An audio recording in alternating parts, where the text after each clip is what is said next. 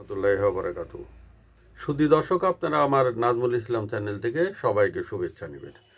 সুধী দর্শক, আজকে আমরা যে বিষয়ে বলবো, বিগত যে আমরা যে ইলেকশনটার মাধ্যমে এখন দেশে মোটামুটি একটা স্থিতিশীল অবস্থা দেখতে পাচ্ছি, এবং আমি বলবো সেই ইলেকশনের আগে এবং পরের কিছু ঘটনা বিষয়ে।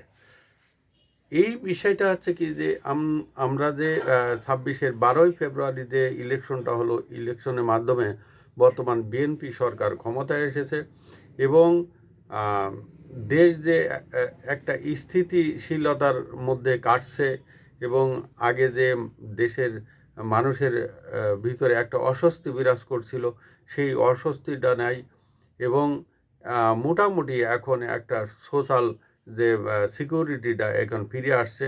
আগে এই সোশ্যাল সিকিউরিটিটা ছিল না। বিগত 18টা মাস ইউনূসের শাসন আমলে দেশ একটা অস্থির অবস্থায় ছিল, মব সন্ত্রাসে ভর্তি ছিল, এবং চারিদিকে মব সন্ত্রাসের আতঙ্কে মানুষ অনেক সময় ঘর থেকে বের হতো না, এবং প্রয়োজন ছাড়া তারা বাইরে বের হতো না। এই অবস্থা ছিল। আমরা চারিদিকে একটা জিনিস দেখেছি যে দেশ অস্থিতিশীল যারা করেছে, এরা বিভিন্ন স্লোগান, যেমন ইনকিলাব জিন্দাবাদ, আজাদি জিন্দাবাদ, ভারত মুর্দাবাদ, এই ধরনের অনেক কিছু, ঢাকা না দিল্লি, ঢাকা ঢাকা, এই ধরনের স্লোগান। এবং এরা ইউনূসের সবগুলো, এগুলো ইউনূসের সৃষ্টি, এবং এগুলো সব ইউনূসের তৈরি করা প্রোডাক্ট। আজকে সেই প্রোডাক্টগুলোকে বাংলাদেশের মানুষ 12ই ফেব্রুয়ারির নির্বাচনে তাদেরকে ডাস্টবিনে ফেলেছে, এবং কল্পনা করা যায়নি। তখন আমরা দেখেছি ফেসবুক এবং ইউটিউবে কিভাবে জরিপ চালাইছে যে একটা ইসলামী মৌলবাদী দল জামাত, সে ক্ষমতায় আসে যাচ্ছে এবং সে ক্ষমতা নিচ্ছে। বাংলাদেশের মানুষ এতটা পাগল না যে তাদেরকে ক্ষমতা আনবে। একটা জিনিস, যে তারা ইলেকশন, তারা নিজেরাও দ্বিধাদ্বন্দ্বে ছিল, তারা নিজেরা দ্বিধাদ্বন্দ্বে ছিল। এই যে হাদি হত্যাকে পুঁজি করে তারা ইলেকশনটাও বরবাদ করতে চাচ্ছিল, কারণ ইউনূস যতদিন ক্ষমতায় থাকবে ততদিন তারা নিরাপদে থাকবে, এবং তারা তাদের পোয়াবারও, এবং দীর্ঘদিন যাবৎ ক্ষমতা আঁকড়ে থাকার জন্য ইউনূস এবং এই ইসলামী দলগুলো তারা সংস্কারের নামে বিভিন্ন ধরনের পন্থা অবলম্বন করেছে, বিভিন্ন ধরনের কার্যক্রম তারা হাতে নিছে, এবং দীর্ঘদিন যাবৎ ক্ষমতা আঁকড়ে থাকার কারণে কিছু বাংলাদেশের তেলমারা সাংবাদিক আছে না, এই তেলমারা সাংবাদিকদের কারি কারি টাকা দিয়ে এরা কিনে রাখিছে, এবং বাংলাদেশে অনেক দেশি বিদেশি যেসব ইউটিউবার আছে এদেরকে দিয়ে, এবং কিছু এনজিওদেরকে দিয়ে, এদেরকে দিয়ে একটা ভুয়া জরিপ চালাইয়ে তারা এই করেছে, মানে জরিপ চালাইছে যে এই জামাত ইসলাম ক্ষমতায় এসে যাচ্ছে, জামাত ইসলাম সরকার গঠন করবে। এই ধরনের এইসব দেশি বিদেশি যেসব কন্টেন্ট ক্রিয়েটার আছে, দেশি বিদেশি সাংবাদিক, তারা তাদেরকে এই টাকা পয়সা দিয়ে তারা ম্যানেজ করে এই ধরনের স্লোগান দিছে। এবং আমাদের পার্শ্ববর্তী দেশগুলোর সাথে আমাদের বাংলাদেশের সম্পর্ক খুব একটা মানে এতটা খারাপ গেছে, একটা জিরো টলারেন্সে চলে আসছে। তাদের সাথে আমাদের কোনো 18টা মাস সম্পর্ক ছিল না, কারণ যেটা আমাদের বাংলাদেশের চারিপাশে ওই দেশটা, এখন তাদের সাথে আমরা সম্পর্ক খারাপ রেখে কোনোভাবে চলতে পারি না। এটা সম্ভব না, আজ পর্যন্ত কোনো সরকার কিন্তু এটা চলেনি। এবং আমরা দেখেছি এই ফেসবুক ইউটিউবে যে এই জামাত এনসিপিরা ক্ষমতায় চলে আসছে, এবং তারা একটা ছায়া মন্ত্রিসভা গঠন করেছে। কিছু বিদেশি টুকাই এই যে ইউটিউবার আছে, এগুলো দিয়ে তারা এই জরিপ চালাই এই ধরনের কার্যকলাপ সাধন করার চেষ্টা করেছে। এবং দেখা যাচ্ছে যে এই সেনাবাহিনীকে বিভিন্ন ধরনের উস্কানিমূলক কথাবার্তা বলে সেনাবাহিনীর ভিতরে মানে একটা গোলমাল লাগাই দেওয়ার জন্য তারা অনেকবার চেষ্টা করেছে। এবং এই যে বর্তমান যে পররাষ্ট্রমন্ত্রী আসছে, উনি তো একজন বিদেশি নাগরিক, তাকে আইনে এই সেনাবাহিনীর একটা পদে দিছে, মানে নিরাপত্তার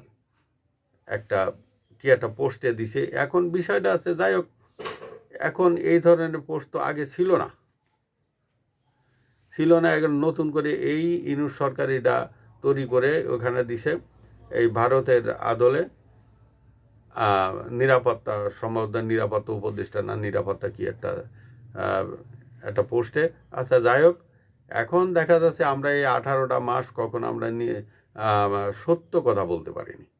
সত্য কথা বলতে গেলে আজকে আনিস আলমগীর সাহেব, আজকে মঞ্জুরুল আলম পান্না সাহেব, আনিস আলমগীর এখনও ভিতরে আছে। সে নাজমুল হাসান করিমুল্লারে তারে কি সেই মান্ধাতার আমলের একটা কেস দিয়ে তারে ভিতরে রাখিছে, এখনও তার জামিন হয়নি। আজকে নতুন সরকার আসছে, হয়তো নতুন সরকার বা একটু সময় নিচ্ছে, কী কারণে সেটা আমাদের জানা নেই। এখন দেখা যাচ্ছে যে এই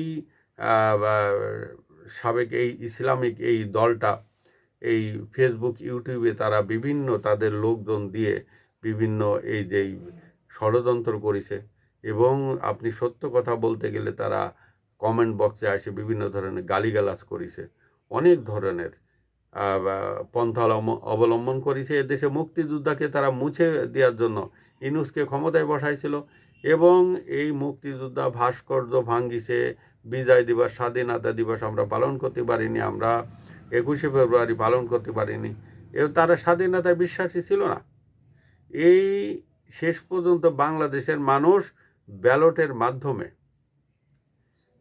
এই হুজুররা যে 18টা মাস অত্যাচার করেছে এই ইসলামী দলগুলো, তাদের অত্যাচারে এই 18 কোটি মানুষ ব্যালটের মাধ্যমে জবাব দিছে যে আমরা উগ্রপন্থাকে সমর্থন করি না, আমরা মৌলবাদকে সমর্থন করি না।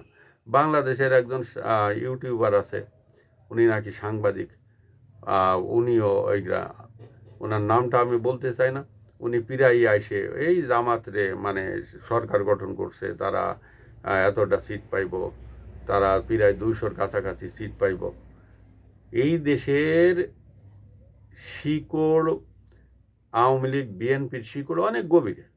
এই দেশের মানুষ মৌলবাদকে সমর্থন করে না, তা যার কারণে তাদেরকে এই 1/11-এর সময় যেমন একটা ষড়যন্ত্রকারী রা আবির্ভূত হয়েছিল, এবারও এই ষড়যন্ত্রকারীরা আবির্ভূত হয়ে আওয়ামী লীগ বিএনপিকে তাদেরকে নিশ্চিহ্ন করার জন্য তারা উঠে পড়ে লাগিয়েছিল। কিন্তু বাংলাদেশের মানুষ এদেশে মুক্তিযুদ্ধের সপক্ষে তারা ভোট দিছে, আর জামাতে ইসলাম যে কয়টা ভোট পাইছে সেটাও সরকারের একটা কারসাজিতি, সরকারের একটা ষড়যন্ত্রের মাধ্যমে, অর্থাৎ সাবেক ইউনূস সরকারের ষড়যন্ত্র। আমি বর্তমান সরকারের কথা বলছি না। এই কয়টা সিট পাইছে, নতুবা জামাত ওই 5টা-10টা সিটের বেশি তাদের পাওয়ার কথা না, আর যেটা পাইছে এটা ষড়যন্ত্রের মাধ্যমে পাইছে। শুধু দর্শক, আসসালামু আলাইকুম ওয়া রাহমাতুল্লাহি ওয়া বারাকাতুহু।